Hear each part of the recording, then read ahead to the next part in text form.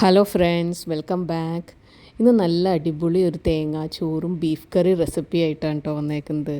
നല്ല ചൂടൻ തേങ്ങാച്ചോറും ബീഫ് കറി ഉണ്ടെങ്കിൽ പിന്നെ സംഭവം വേറെ ലെവൽ തന്നെയാണ് കേട്ടോ. നല്ല അടിപൊളി കോമ്പിനേഷനാണ് ബീഫ് കറിയും തേങ്ങാച്ചോറും. എല്ലാ ഏരിയാസിലും ഇതുണ്ടോയെന്ന് അറിയില്ല കേട്ടോ. നിങ്ങളുടെ ഏരിയാസിലുണ്ടോയെന്ന് കമൻറ്റ് ചെയ്യണേ. പിന്നെ ഇതിൻ്റെ കൂടെ നമ്മുടെ സലാഡ്, റൈത്തയും പിന്നെ പപ്പടവും കൂടെ ഉണ്ടെങ്കിൽ പിന്നെ പറയാൻ വേണ്ട. നല്ല സൂപ്പർ ഒരു ലഞ്ച് ഓർ ഡിന്നർ റെസിപ്പിയാണ് കേട്ടോ.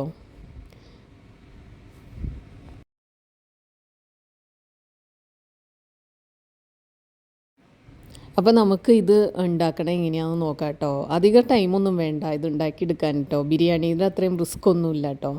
അപ്പോൾ ഞാൻ ഇതിന് വേണ്ടി 2 കപ്പ് അരിയാണ് എടുത്തേക്കണം. 4 പേർക്ക് 2 കപ്പ് അരിയാണ് എടുത്തേക്കുന്നത് കേട്ടോ.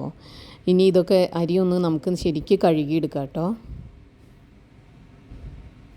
4 പേർക്ക് ഈ 2 കപ്പ് അരി മതി കേട്ടോ, 4 അഡൽറ്റിന്. അപ്പോൾ അരി കഴുകിയിട്ടുണ്ട്. പിന്നെ ഒരു തേങ്ങയാണ് കേട്ടോ എടുത്തേക്കുന്നത്. ഇത്രയും അരിക്ക് ഒരു തേങ്ങയാണ് ഞാൻ എടുത്തേക്കുന്നത്. അത് നല്ല പാലാക്കി എടുത്തിട്ടുണ്ട് കേട്ടോ. ഇനി അരി കഴുകി അതിനകത്തേക്ക് നമ്മൾ ഈ തേങ്ങാപ്പാൽ ഒഴിച്ചു കൊടുക്കുക കേട്ടോ. നമുക്ക് കിട്ടുന്ന പാലിൻ്റെ അത്രയും അതിനകത്തേക്ക് ഒഴിച്ചു കൊടുക്കുക.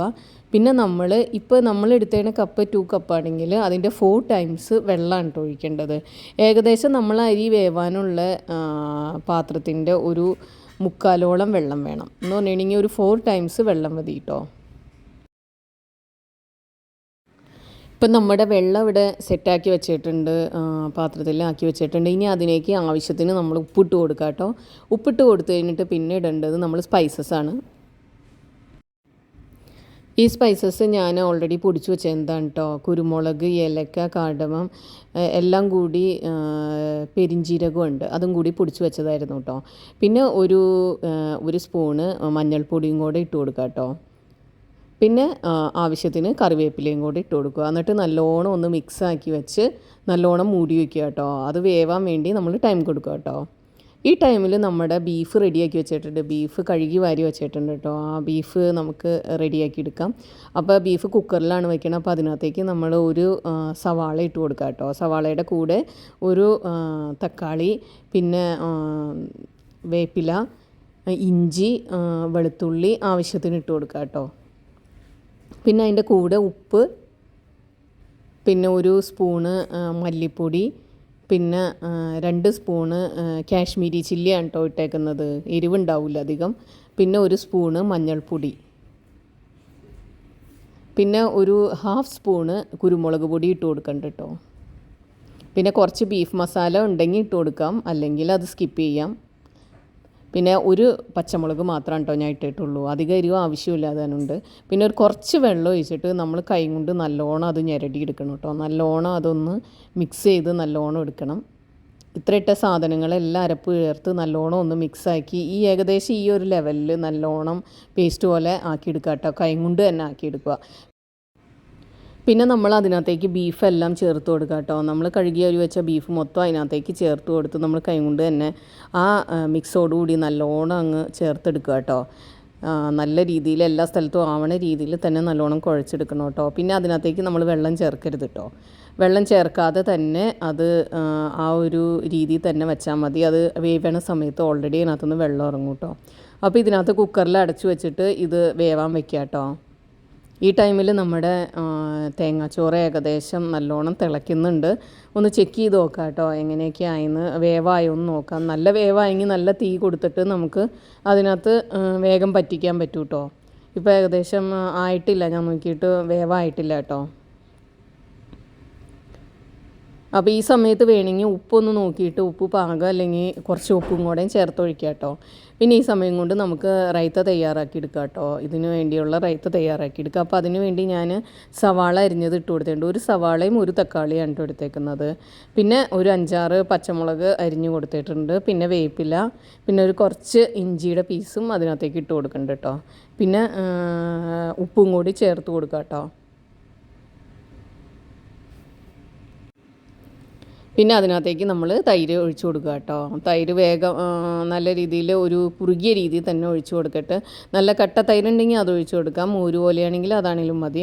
നിങ്ങളുടെ സൗകര്യം പോലെയുള്ള രീതിയിൽ ഒഴിച്ചു കൊടുക്കുക കേട്ടോ. ലൂസായിട്ട് കിട്ടണമെന്നുള്ളവർക്ക് മോര് ഒഴിച്ച് കൊടുത്താൽ മതി. അപ്പോൾ ഈ ഏകദേശം ഈ ഭാഗത്തിന് ഇതൊക്കെ വേഗം ആ ടൈം കൊണ്ട് തന്നെ നമുക്ക് തയ്യാറാക്കി എടുക്കാൻ പറ്റും കേട്ടോ. അപ്പോൾ നമ്മുടെ റൈത്ത ഇവിടെ തയ്യാറായിട്ടുണ്ട് കേട്ടോ. നല്ല അടിപൊളി റൈത്തയായിട്ടിരിക്കുന്നുണ്ട്.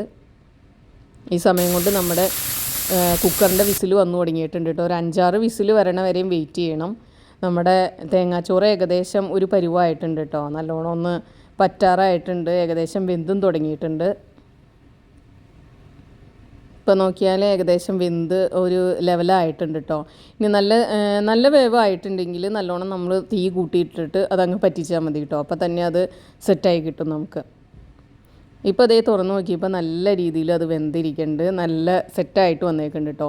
ഈ ടൈമിൽ വേണമെന്നുള്ളവർക്ക് കുറച്ച് നെയ്യിൽ ഉള്ളി മുറുക്കി അതിനകത്തേക്ക് ഒഴിക്കാം. ഞാനത് ഒഴിക്കാറില്ല. ഞാൻ ഒന്നിലും എണ്ണ ഇതിനകത്തേക്ക് ചേർത്തിട്ടില്ല. ബീഫ് കറിയിലും തേങ്ങാച്ചോറിലും എണ്ണയും നെയ്യും ഒന്നും ചേർത്തിട്ടില്ല കേട്ടോ.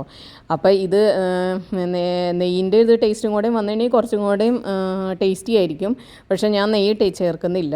എനിക്ക് നെയ്യ് ചേർക്കാണ്ടിരിക്കുന്നതാണ് ഇഷ്ടം. അപ്പോൾ ആവശ്യമുള്ളവർക്ക് നമുക്ക് നെയ്യൊക്കെ ഒഴിച്ചിട്ട് അതിനകത്തുനിന്ന് കുറച്ച് 2 ഉള്ളി അരിഞ്ഞ് മൂപ്പിച്ച് ഇതിനകത്തേക്ക് ഒഴിച്ചിട്ടുണ്ടെങ്കിൽ ലാസ്റ്റ് സ്റ്റേജ് അങ്ങനെ ചെയ്യാം കേട്ടോ. അത് സ്കിപ്പ് ചെയ്യേണ്ടവർക്ക് വേണമെങ്കിൽ സ്കിപ്പ് ചെയ്യാം. ഇപ്പോൾ നമ്മുടെ തേങ്ങാച്ചോറ് ഇവിടെ നല്ല റെഡി ആയിട്ടുണ്ട് കേട്ടോ. ഒന്ന് ടേസ്റ്റ് ചെയ്ത് നോക്കിയാൽ ഭയങ്കര വെറുതെ തിന്നാൻ പറ്റും കേട്ടോ. നമുക്ക് ബീഫ് കറി ഇല്ലെങ്കിലും നമുക്ക് കഴിക്കുമ്പോൾ നല്ല ടേസ്റ്റിയാണ് കേട്ടോ.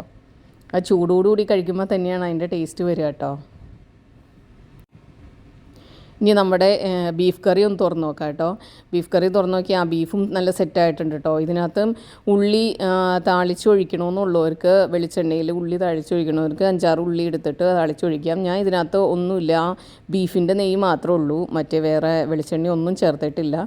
കൈ കൊണ്ട് ഞാൻ ഓൾറെഡി മിക്സ് ചെയ്തത് നിങ്ങൾ കണ്ടതാണ്, അതേപോലെ മാത്രമായിട്ട് എടുത്തിട്ടുള്ളൂ. ഇപ്പം നമ്മുടെ തേങ്ങാച്ചോറും ബീഫ് കറി ഇവിടെ റെഡി ആയിട്ടുണ്ട്, നല്ല സെറ്റായിട്ടുണ്ട് കേട്ടോ. കണ്ടില്ലേ, നല്ല ടേസ്റ്റിയാണ്. നല്ല ചൂടോടുകൂടി തേങ്ങാച്ചോറ് കഴിക്കാൻ ബിരിയാണീനേക്കാളും ടേസ്റ്റാണ് കേട്ടോ.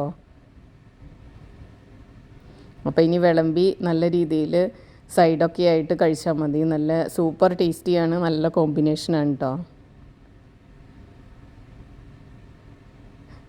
നമ്മൾ ചിലപ്പോൾ ഇതിൻ്റെ കൂടെ പരിപ്പും കൂടിയും ചേർക്കാറുണ്ട്. പരിപ്പ് ഞാൻ ഉണ്ടാക്കിയിട്ടില്ല ഇന്ന്.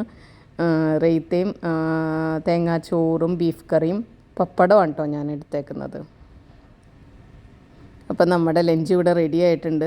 എല്ലാവരും ഇത് ട്രൈ ചെയ്ത് നോക്കുക. ഇത് ട്രൈ ചെയ്യാത്തവരാരെങ്കിലും ഉണ്ടെങ്കിൽ ട്രൈ ചെയ്ത് നോക്കുക കേട്ടോ. എല്ലാ ഏരിയയിലും ഇതുണ്ടെന്ന് തോന്നുന്നില്ല. അപ്പോൾ ട്രൈ ചെയ്ത് നോക്കിയിട്ട് നിങ്ങൾക്ക് ഇഷ്ടപ്പെടുവാണെങ്കിൽ കമൻറ്റ് ചെയ്യണം. അപ്പോൾ ഇനി അടുത്തൊരു റെസിപ്പി ആയിട്ട് വരണവരെയും thank you for watching. By.